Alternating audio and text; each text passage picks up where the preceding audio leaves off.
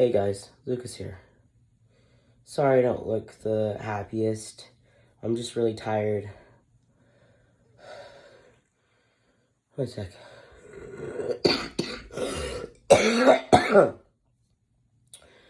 Huh. I've accomplished a lot today. It was a weird day. I woke up at 5:30 and could not go back to sleep for the life of me. Even though I went to bed at 11. And I'm sick. So I decided to make myself useful. I took my dogs downstairs and I let them outside. And then I went into the kitchen and felt this urge to clean. The weirdest thing, guys, it is never something that happens to me. And I do not know what possessed me. But apparently I can clean. And this is news to me. Yeah, I actually did a decently good job. And then I felt this motivation to go and, of course, feed my dogs. But that wasn't what I was going to say. I had the motivation to go and change the sheets on my bed. And I had this feeling that I needed to do laundry.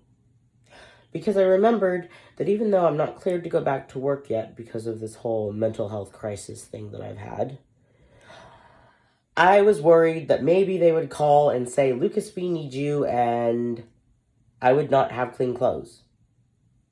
You guys have to understand how rare this is for me.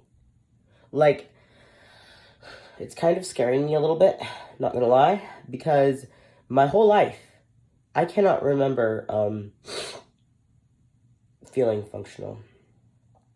And I'm thinking about making a little bit of a harder video later, or maybe putting it in this one. I don't know if I'm ready emotionally to be okay with sharing all that, but I at some point would like to share my mental health story right from the beginning that I remember, because you guys know that with people with trauma, usually we end up blocking out memories and not remembering everything. But I can remember all the way back to preschool and kindergarten. But then there are spots in between that are fuzzy and weird, and I don't remember.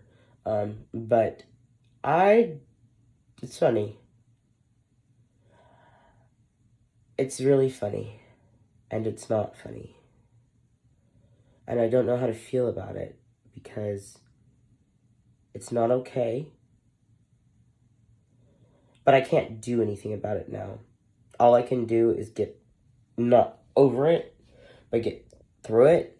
Because you see, that was something I was thinking about this morning. When you are running an obstacle course and you have a team with you, there's several ways that you could approach this obstacle course. You come to this wall, and it's so tall and so big, and you don't know how the hell you're going to get over it. And everyone is yelling at you to get over it. And you stare at it, and the more you stare at it, the more intimidating it becomes. And the more intimidating it becomes, the worse and worse you feel about the idea of failing getting over this wall.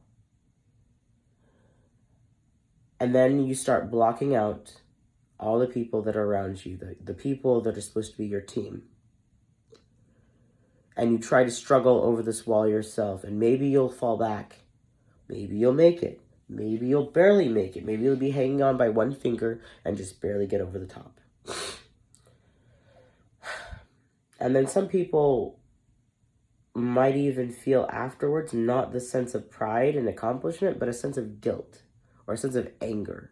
That yes, even though I got up here, even though I got over it, it's not good enough because I struggled to get over it. Whereas versus the idea that you look around you and you see your team that's supposed to be helping you get over that wall, and you include them, and you trust them enough that they can pick you up, and you don't have to be afraid, and you can put your hands on that wall, and you can ready yourself so that when it comes time for them to let go of you, and it comes your turn to jump over that wall, you fly. We don't need to get over it, guys. We need to get through it. Because life isn't going to just stop because we're depressed. Life isn't just going to stop just because we have anxiety. Life won't slow down for us. Life does not revolve around us, unfortunately. And life is not made for people that are neurospicy or unfortunately, it's very unfortunate. It's also not made for people that are constantly sad. And I have been sad my whole life. And I let it consume me. And I let it eat me. And I let it turn me into a monster. And when I said no more, let go of me, and I took that step away from it all, I saw that I never want to go back there. It is the lowest I have ever been in my whole entire being. I have been humbled. So humbled. And it's very hard for me to talk about because I have a pride problem. I always thought that I had to be the strong one, the wise one, the best at everything, the most handsome, just everything had to be my way, and I had to do it perfectly. And when I failed, not only would I let other people crush me, I would crush myself until there was nothing left but a bunch of rubble inside an empty shell of the person that I used to be. And that's when you know. You know when you've looked in the mirror and you hate who you see. And you think to yourself, I'm not going to be able to live another day being the person that I am. When you've lost all of your hope and death seems so comforting, that is a big red warning sign to run and to go get help. Because please, even if you think that you are not worth it, you are. You are so worth it.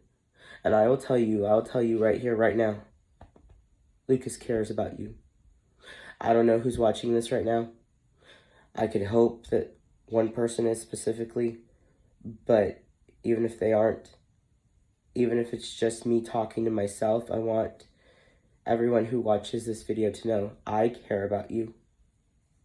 I want you to live to tomorrow. I want you to be okay. I want to be your friend. And I want you to know I love you. And that everything will be okay. I don't know exactly why I'm doing this channel. I just feel it in my heart that I need to do something. Because if there is no one out there to help Lucas, I need to be out there to help other Lucases. I can't just sit here and let myself waste away when I could be doing good. And I'm so sick right now, and I feel like crying. My heart is broken, and I feel like death. I have to take 8 pills in a regimen to keep myself feeling better. On top of Tylenol, on top of ibuprofen, on top of flu medication, on top of cough drops and sneezing and coughing and feeling just like shit. The only thing I can think of that can keep me positive is trying to focus on helping others, because that's the way I've always been. And sometimes it wasn't always healthy the way that I dealt with things. But I promise in my heart of hearts, no matter who you are, no matter who you've known me as, no matter how long ago it was, I promise you I meant no harm.